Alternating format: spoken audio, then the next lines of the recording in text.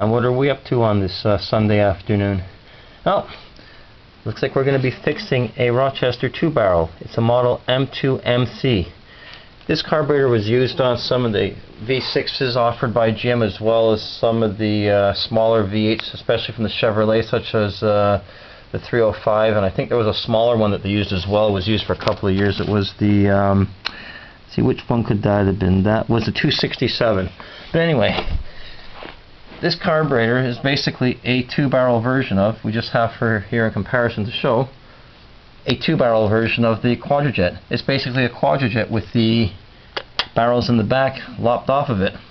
It was used obviously as an economy carburetor because as quite a few of you know who work on these type of carburetors, the Quadrajet's got very, very tiny primaries on it, so this is a perfect carburetor for helping to meet corporate average fuel requirements in the day without the risk of getting to secondaries and possibly knocking down the fuel economy, but it's also at the expense of some performance. Now, the object of this exercise is this carburetor is going to be used inside a demolition derby car, of all things. A friend of mine handed it over to me to do because he really doesn't have the time to do it, and there's also some other projects. Not that I really have the time to either, but it's still a fun thing to get into because I enjoy making these movies to help out, and if we can get the camera balanced on something precariously over here, and we'll dive into a couple of things. Oh, let's see if it'll stay put for a while. Top's already been taken off, and it would appear that a problem in it at this point. The complaint was he bought the carburetor from a vendor at a car show, plopped it on, and it just wouldn't idle, it just wouldn't seem to run. So what I've seen when I pulled off the top of the carburetor was, it looks like there was some moisture in there and some dirt, because there's some ever so slight corrosion. If you can just see down in that corner right there, and you can see on the needle on the metering rod. These, of course, as we explained in some of my earlier movies, this needle or this metering rod assembly gets pulled up and down by vacuum in the cylinder over here, depending on engine vacuum. So that's how you get it metering fuel. Now there's obviously some corrosion on the tip of that, and that is causing, I think, part of the problem. But we're going to take off the bottom of the carburetor now and see if there's anything inside one of the passages. Again, we'll try to balance this thing precariously, and note we don't quite have it yet, but we'll try to get it balanced. Should have left long enough alone before, I guess, but nope, still not yet.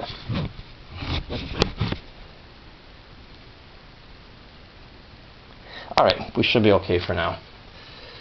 Alright, I already have most of the screws backed off of the bottom of this, so we just have one to go. Save us a bit of time, and we'll see what we find inside the bottom of this thing. Alright, that's off, and let's get this thing pulled off and see what goes on. Boink.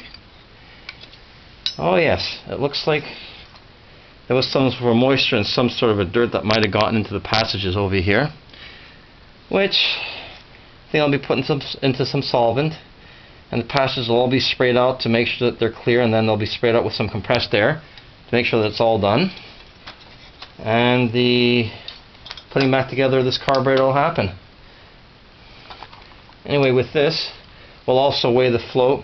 We have a scale at the office that we weigh the mail on it, and it weighs into let's see, like ounces, and even in grams, so that'll be able to weigh the float, and we'll see if it's gotten a little bit heavy or something, if it's within specification, because otherwise that'll be changed as well too. A lot of these parts in the front, jets and everything, will interchange with the Rochester 4-barrels, so you can actually tune these things a little bit if you have an engine that has them and you really don't have too much of a mind to change them.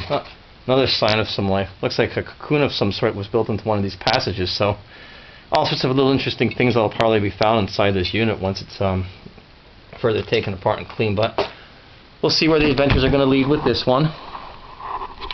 We'll see what will happen. That's a little bit hardened from age as well, but we'll see where this adventure leads us. And there we have it. For now, the beginning stages. We'll get into putting it back together after everything is cleaned, of a Rochester M2MC. Have yourselves a wonderful day. All sorts of little bits and pieces all over the place, but got the kit, and we'll make it all happen and all go together. Have a great day. Bye-bye.